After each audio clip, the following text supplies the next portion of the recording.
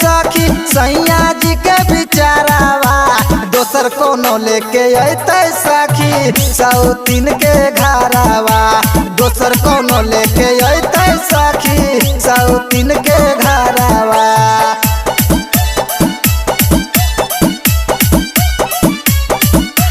DJ विकास मटियार कला Sitamarhi.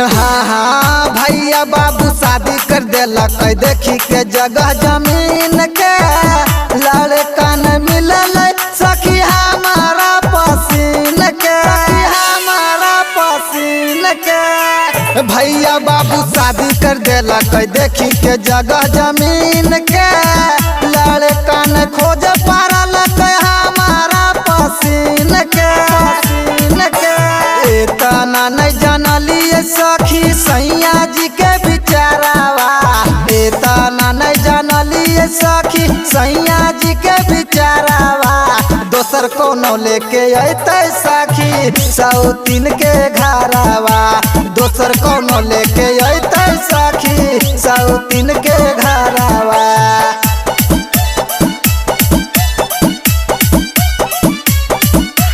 DJ विकास मटियार कला सीतामढ़ी। दोसर कोनो लेके अइतै सखी सौतीन के घरावा।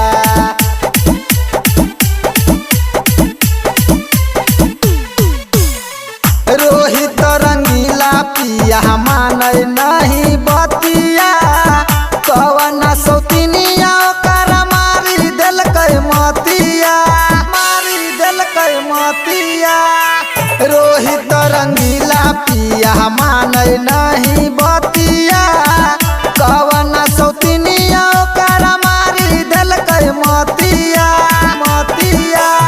इतना नहीं जानलिए सखी सैया जी के बिचारावा इतना नहीं जानलिए सखी सैया जी के बिचारावा दोसर कोनो लेके अइतै सखी सौतीन के घरावा दोसर कोनो लेके अइतै सखी सौतीन के घरावा। presented by Rana Recording Studio, Dighi Jamui।